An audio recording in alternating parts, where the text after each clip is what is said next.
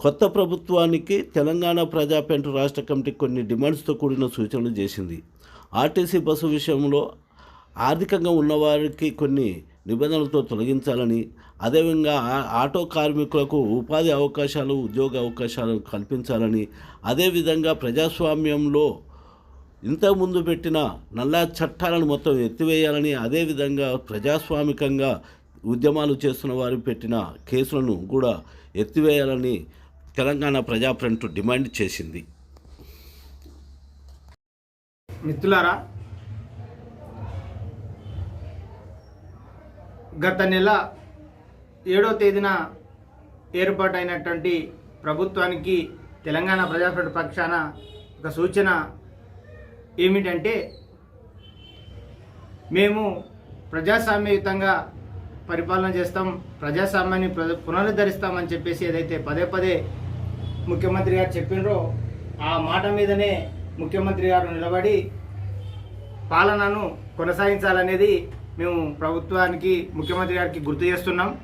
అట్లాగనే ఏవైతే 6 గ్యారెంటీల పథకాలను మేము ఇప్పుడే ఇంప్లిమెంట్ చేస్తున్నామని చెప్పేసి చెప్పుకుంటున్నారో అవి మొత్తం కూడా పారదర్శకంగా, ఎక్కడ అవినీతికి, దళారీ విధానాలకు తావు లేకుండా, ఎక్కడైతే నిజమైనటువంటి అర్హత కలిగినటువంటి ప్రజలు ఉన్నారో వాళ్లకు ఈ పథకాలు చేరే విధంగా ప్రభుత్వం అటువైపు ఆలోచన చేయాలి. ఆ విధంగా చిత్తశుద్ధితో అమలు జరపాలనేది కూడా మేము ఈ ప్రభుత్వాన్ని డిమాండ్ చేస్తూ ఉన్నాం.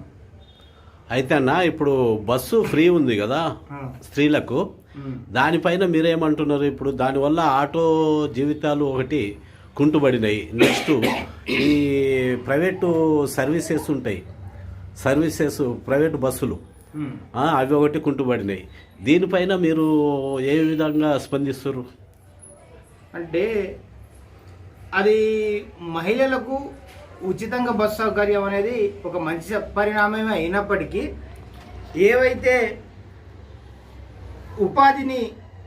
జీవనోపాధిని నమ్ముకొని ఎంచుకున్నటువంటి వృత్తి ఏదైతే ఉందో ఆ వృత్తికి ఎంచుకొని బతుకుతున్నటువంటి ఆ కార్మికులను కూడా ప్రభుత్వం అన్ని విధాలుగా ఆదుకోవాలనేది, అటువైపుగా మళ్ళొకసారి కార్మికులందరితోన ఒక చర్చలు జరిపి వాళ్ళకు ఏ విధంగా న్యాయం జరుగుతుంది అనేది కూడా తన మంత్రివర్గం పునరాలోచన చేసి ఈ కార్మికులకు న్యాయం అయ్యే విధంగా ప్రయత్నాలు చేయాలని చెప్పేసి కూడా మేము ప్రభుత్వాన్ని కోరుతున్నాం. అలా ముక్తన ఈ హైదరాబాద్ జిల్లాల కన్వీనర్గా ఉంటున్నావు కదా, ఇప్పుడు ఈ హైదరాబాద్లో కొత్త ప్రభుత్వం వచ్చిన కాడి నుంచి ప్రజా జీవన విధానం ఏ విధంగా ఉన్నది? ముందుగా రాష్ట్ర ప్రభుత్వం 7వ తేదీ మిత్రుడు చెప్పినట్టుగా ఏ విధంగా అయితే ప్రమాణ స్వీకారం చేసిండో, వాళ్ళు ఇచ్చినటువంటి 6 గ్యారెంటీలను ఖచ్చితంగా అమలు చేయాల్సిన బాధ్యత ప్రభుత్వం మీద ఉంది. అదేవిధంగా 7వ గ్యారెంటీ అని కూడా అన్నారు. అంటే ప్రజాస్వామ్యకంగా, రాజ్యాంగబద్ధంగా పరిపాలిస్తామని చెప్పిండు. అందులో భాగంగా ప్రజాస్వామ్యుల మీద, రాజ్యాంగం పరిధిలో కూడా పనిచేస్తున్న వాళ్ళ మీద పెట్టినటువంటి ఊపా కేసులను కూడా రద్దు చేయాల్సిన అవసరం ఉంది. ముఖ్యంగా ఉద్యమకారుల పైన కూడా పెట్టినటువంటి, ఇప్పటి వరకు పెట్టినటువంటి తెలంగాణ ఉద్యమకారుల మీద కేసులు కూడా అన్ని వెంటనే ఉపసంహరించుకోవాలి. అదేవిధంగా ఉచిత బస్సు ఏదైతే మహిళలకు ఏర్పాటు చేసిండ్రో అది పూర్తిగా ఆమోదించదగినటువంటి అంశం అని భావిస్తున్నాం. మరొక విషయం ఏంటిదంటే, ఈ మధ్యలో రాష్ట్ర ప్రభుత్వము కొన్ని బస్సులు కొనుగోలు చేస్తున్నామని చెప్తుంది. కొత్త బస్సులు తెస్తున్నాము, బస్సులు సరిపోవడం లేదని.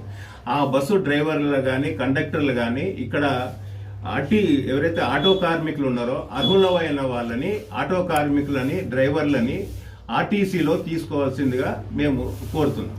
దానివల్ల కొంతమందికి ఆటో కార్మికులకు న్యాయం జరగవచ్చు. ఎందుకంటే అర్హులున్న వాళ్ళకి, ఆ విధంగా ఆటో కార్మికులకు నష్టపోయిన వాళ్ళకి అంటే ప్రభుత్వం ప్రత్యామ్నాయ మార్గాలు చూపెట్టాల్సిన అవసరం కూడా ప్రభుత్వం మీద ఉంది. ఎందుకంటే ఆర్టీసీ కార్మికులు, ఆటో కార్మికులు ఎక్కువ శాతము తెలంగాణ ప్రాంతం వాళ్ళే ఎక్కువ ఉన్నారు. సిటీలో రంగారెడ్డి, కరీంనగర్, నల్గొండ, వరంగల్ జిల్లా కార్మికులే. అక్కడ ఇండ్లు అన్ని కోల్పోయి కూడా ఇక్కడ అందరికీ అందుబాటులో ఉన్నది ఆటోనే. ఆటో రాగానే ఇక్కడ ఆటో నేర్చుకొని ఆటో నడిపిస్తున్నట్టు కార్మికులు వాళ్ళు కేవలం పొట్టకూటి కోసం ఆటో నడిపిస్తున్నారు. అలాంటి వాళ్ళ మీద కూడా దృష్టి సారించాల్సిన బాధ్యత రాష్ట్ర ప్రభుత్వం మీద ఉన్నది. అయితే వాళ్లకు మీకు అంటే ప్రభుత్వం ఆలోచించాలా, దాని ఆర్టీసీ మహిళల వల్ల ఏదైతే ఉపాధి కోల్పోతున్నామని చెప్తున్నారో వాళ్ళ కోసము మీరు పెట్రోల్ ఏమన్నా తగ్గింపుగా ఇస్తారా? ఆటో కార్మికులకు డ్రైవర్ చూపించినట్టు మిగతా అంటే సబ్సిడీ ఇవ్వాల్సిన అవసరం కూడా ఉంది అని అనుకుంటున్నాను. ఇంకోటి మహిళలందరికీ ఇవ్వాల్సిన అవసరం ఉంది. అదేవిధంగా ఉద్యోగస్తులు ఎవరైతే ఉన్నారో అంటే కొంత జాబ్ చేసే వాళ్ళు కొంత ఉన్నత వర్గానికి చెందినటువంటి మహిళల్ని కూడా మినహాయించాల్సిన అవసరం ఉందని భావిస్తున్నాం. ఎందుకంటే సమాజంలో మహిళలు సగము, ఆకాశంలో సగం మహిళలే అనుకుంటున్నాము, దాన్ని కూడా ఖచ్చితంగా భావిస్తున్నాం. కానీ అక్కడ కూడా అన్ని సౌకర్యాలు ఉండి కూడా ఉచితంగా బస్సులు ఉపయోగించుకున్న వాళ్ళ మీద కూడా మీరు కొంత నియమ నిబంధనలు ఏర్పాటు చేస్తే అంటే దానికి సంబంధించినటువంటి కొన్ని విధి విధానాలు రూపొందించడం చేస్తే బాగుంటుందని.